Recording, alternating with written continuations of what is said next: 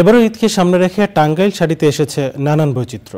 আর এই বৈচিত্র্যের কারণেই টাঙ্গাইল শাড়ি টিকে রয়েছে বছরের পর বছর। এবার টাঙ্গাইল শাড়িতে নতুনত্ব আনার জন্য ভেজিটেবল ডাই করা হয়েছে গাছের ছাল, হরিতকি সহ বিভিন্ন প্রাকৃতিক রং দিয়ে। টাঙ্গাইল থেকে বিস্তারিত জানাচ্ছেন মুসলিমউদ্দিন আহমেদ। টাঙ্গাইলের তাঁতকলিতে রাত দিন খটখট শব্দে ব্যস্ত সময় পার করছেন তাঁতিরা।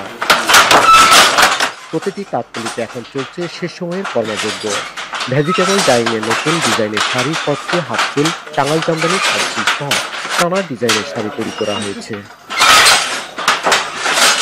সকাল 7টা থেকে কাজ শুরু করি, দেখা সারাদিন কাজ করি, তারপরের দিন একটু দিন থাকতে আর কি কাপড় শেষ হয়। পুরা পিওর সিল্কের থেকে শুরু করে হাফ সিল্ক পর্যন্ত হয়, সবই হয়। প্রতিদিনই দেশের বিভিন্ন এলাকা থেকে ক্রেতারা শাড়ি কিনতে আসছেন টাঙ্গাইল শাড়ি রাজধানী খ্যাত পাথরাইলে। অনেক নতুন শাড়ি এবং থ্রি পিস, বিভিন্ন ধরনের যাবতীয় পোশাক আদি পাওয়া যাচ্ছে।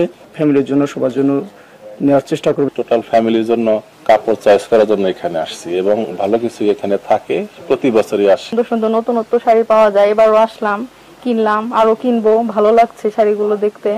ঋতু ও ক্রেতাদের চাহিদা অনুযায়ী তৈরি করা হয় এসব শাড়ি।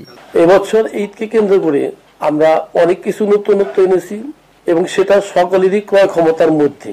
এরকম একটা শাড়ি আমরা নতুন দিয়েছি এবার ঈদের বাজারে এবং সেটা ব্যাপক চাহিদা, মানুষ নিচ্ছে খুব।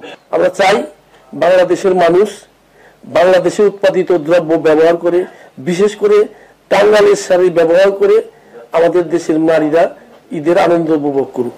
সামনের দিনগুলোতে টাঙ্গাইল শাড়ি টিকে থাকবে আপন মহিমায়, এমন প্রত্যাশা সকলের। টাঙ্গাইল শাড়ির রাজধানী পাথরাইল থেকে মুসলিমউদ্দিন আহমেদ, চ্যানেল আই।